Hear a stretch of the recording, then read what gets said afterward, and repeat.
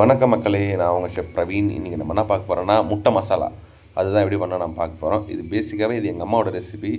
அது எனக்கு ஏற்ற மாதிரி எப்படி பண்ணலான்ட்டு தான் நம்ம பார்க்க போகிறோம். கொஞ்சம் எண்ணெய் போட்டுக்கங்க, 4 பீஸு பட்டை, கொஞ்சோண்டு சோம்பு நல்லா பொரிஞ்சு வந்ததுக்கப்புறம் ரஃப் ஸ்லைஸ் ஆனியன் வந்து ரொம்ப வதங்க வேணாம், லைட்டாக கண்ணாடி பாதம் வரணும்.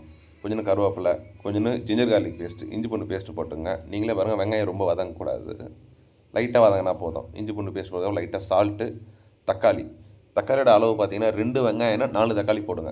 கொஞ்சம் டபுளாக போடுங்க, ஏன்னா மசாலான்னு சொல்லியிருக்கிறேன்.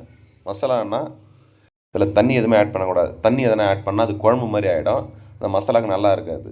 இப்போ இதுக்கு நம்ம ஆட் பண்ணுறது பார்த்தா 1 ஸ்பூன் சில்லி பவுட்ரு, 1/2 ஸ்பூன் மஞ்சத்தூள், 1 ஸ்பூன் தனியாத்தூள் போட்டு நல்லா அந்த பச்சை வாடை போகிற அளவுக்கு குக் பண்ணுங்கள்.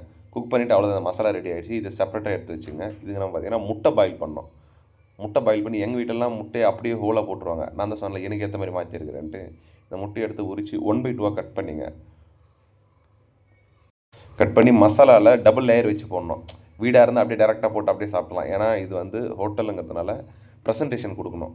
அதனால் இது கொஞ்சம் ரிச் லுக்கு. டபுள் லேயர் சொல்லியிருந்து பார்த்தீங்கன்னா அந்த மசாலா 1/2 டிவைட் பண்ணுங்கள். டிவைட் பண்ணி கீழே ஒரு லேயர் வச்சுட்டு அதுக்கு மேலே கட் பண்ண எக்கு மேலே அரேஞ்ச் பண்ணணும்.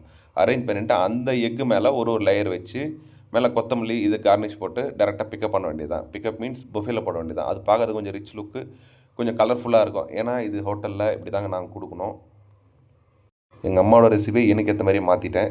ஓகே மக்களே, இவ்வளோ தான் வீடியோ. இந்த மாதிரி மோர் வீடியோஸ் பார்க்குறதுக்கு நம்ம சேனலை சப்ஸ்கிரைப் பண்ணுங்கள், மறக்காமல் ஃபாலோ பண்ணுங்கள். தேங்க்யூ.